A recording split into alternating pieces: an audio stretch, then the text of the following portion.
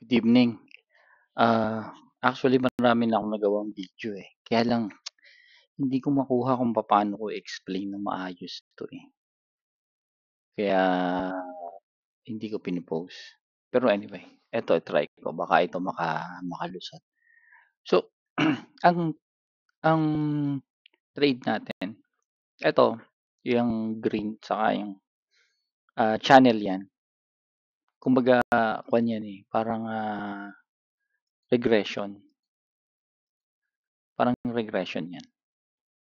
Kaya lang hindi kaya ng computer gumawa ng regression, kaya yan ang ginagawa niya. Kaya pinost ko na yan, channel utility. Gawin niyo na lang, indicators. Pero ang setup kasi nito right now is, let's say 15 minutes. 15 minutes, 5 minutes. Let's say 5 minutes, no? Ah, kasi kung 15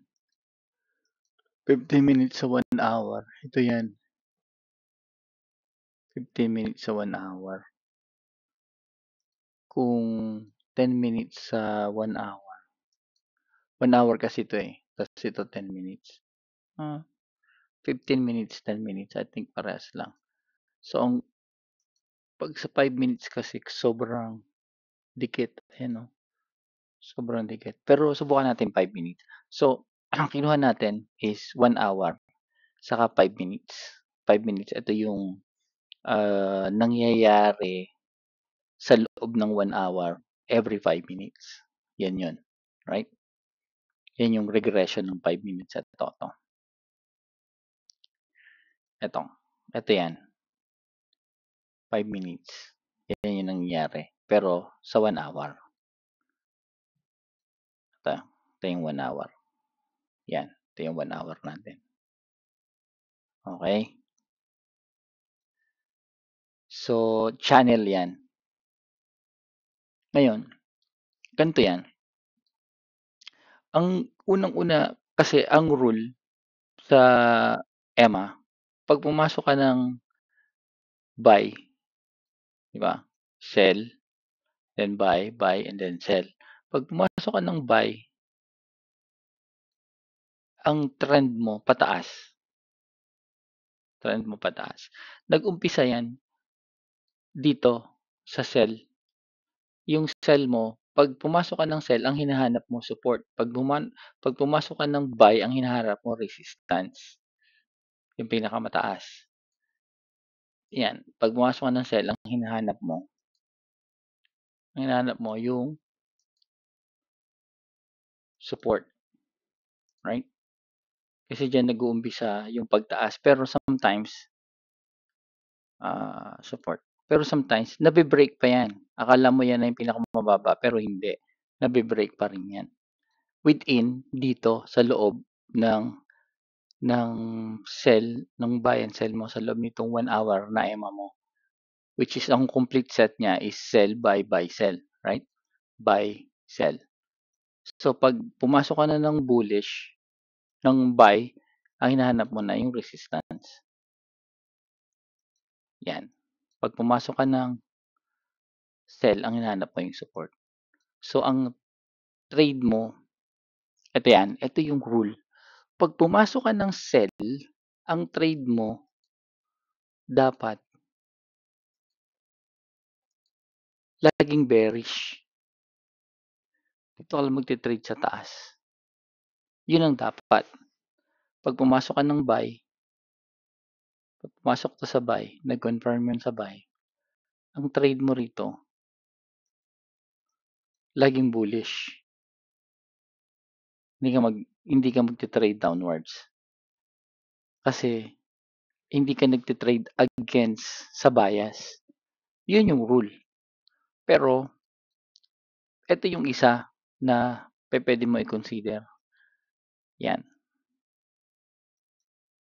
Yan yung isa pwede mo i-consider. Pag nakita mo na to, pwede kang mag-long, pwede kang mag-buy, and then pumasok ka uli sa buy, 'pag pumasok 'to nag-confirm sa buy, mas malaki yung kita mo diyan, kaysa dun sa isang rule. So, may dalawa kang rules na sa'yo yan kung papaano mo gagamitin.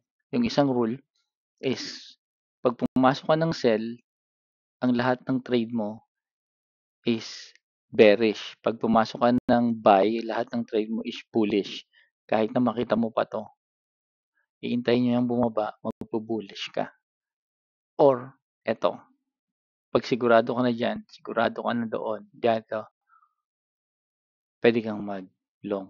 Ngayon, eto, two ways para mahanap mo 'to. One is titingnan mo siya sa lower time frame. Eto, kunyari hinahunting mo 'yan, 'di ba, hinahunting mo 'yan. Maghahanap ka dito sa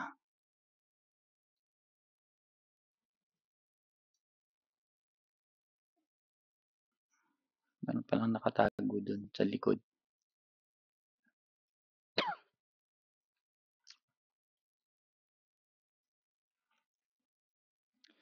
Hinahunting mo 'to, right? Nakakita ka diyan sa 1 minute, nag-confirm. Ano, 1 minute green, red ka, eh. Kasi nasa 1 hour ka, eh. Ayan ang 1 hour mo, 3%. Pero meron kang 1 minute na 0.04. So, kung pumunta ka ng 1 minute, makakakita ka dito ng, interesting. Hindi ako nakakita. Bull pa rin yan, eh. Ito, tama, bull. Ayan. Ito, bull. Ibig sabihin yan, pataas to. Ito na yung pinaka-bottom mo. Pataas siya.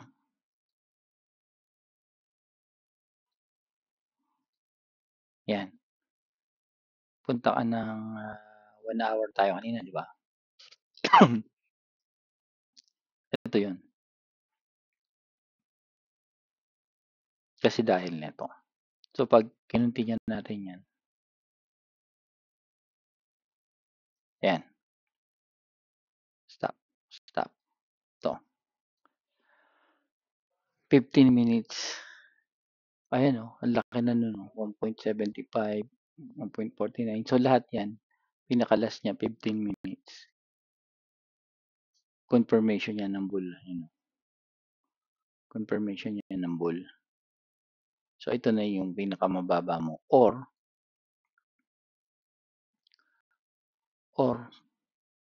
tingnan mo na lang to. Ayan o, green o. Diba green yan? Pero dito, kung nandito tayo, ano makikita natin? Kasi hindi naman natin alam, di ba? Puro red. Wala pang confirmation, di ba? Antay ng confirmation. Ito, nag-confirm. Nag-confirm siya. Pero, binrake niya. Ayun o, binrake niya. And then, doon pa lang siya nag-confirm ulit. Ayan. Dito siya nag-start tumaas. Di ba? 1 hour to. Ayan, 1 hour yan. So, makwan yan. Ma-strong na yan kasi 1 hour na yan. Ayan. 1 hour. Dahil ng percent, ayan siya. Ayan, green. Naging green na din. Yan, green. Anyway. Yan yung isang way.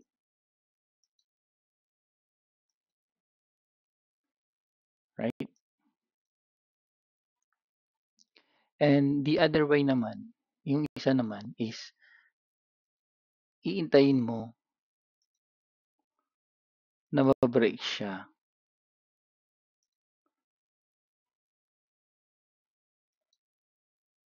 Dito. Yan. Diyan ka mag-lulong. Yun ang stop loss. Yan. So, dito ka mag-start mag-long.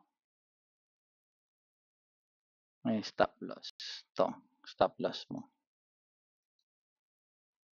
Yan ang SL.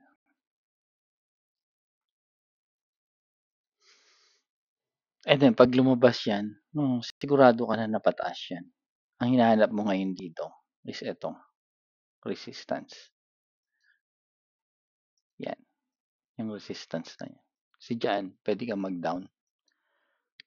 Mag-down trend na. So, ito yung trade mo.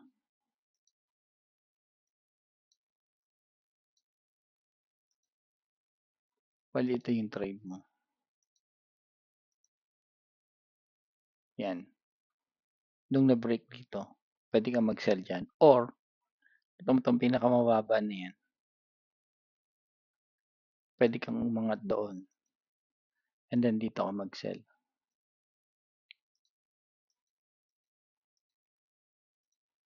Dito ka mag-sell. Ito na yung TP mo. Yan. Yan, TP mo. Dito, downtrend na. Ganun. Or ito nga, gamitin mo to. 5 minutes. So, kung ito ang gagamitin mo, right? Ang iti-trade mo lang dito, kung yan ang gagamitin mo, is etong mga buntot na yan.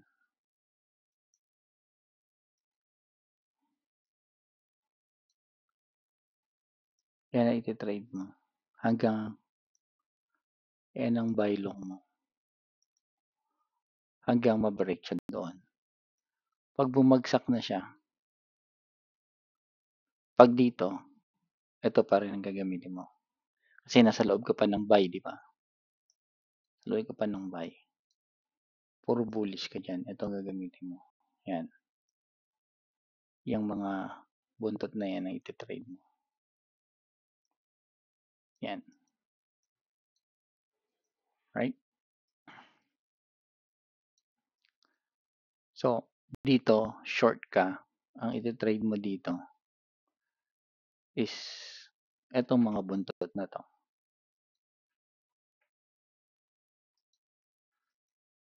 Bearish. Yan. Then, lumagpas.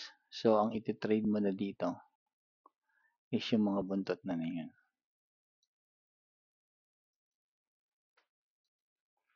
Bullish. Yan. Hanggang ma-break.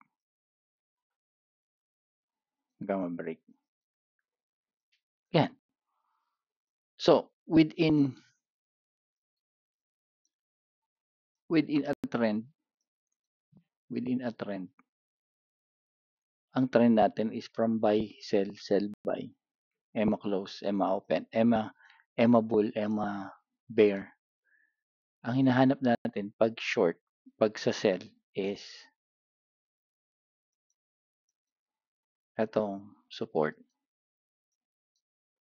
And then, ang trade lang natin dito dapat downtrend. Pero, katulad nga sinabi ko kanina, kung kabisado nyo na, pwede kang mag-uptrend para mas malaki.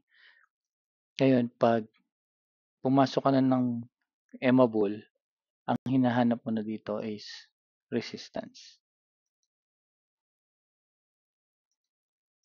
Dito, support.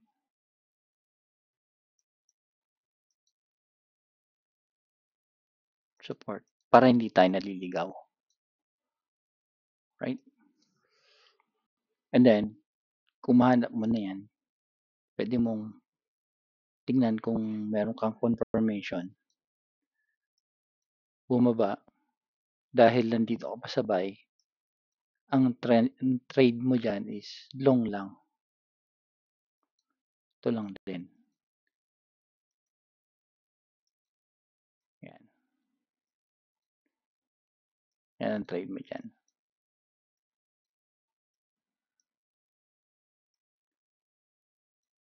Hanggang lumabas tong sell.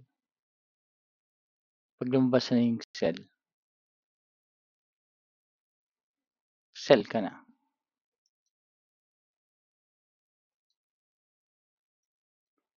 Pababa na yan.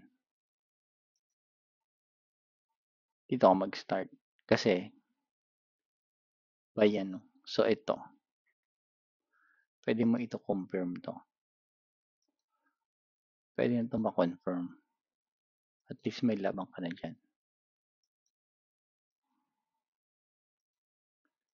Yan, downtrend. Okay, sana makatulong. Hopefully, yun lang.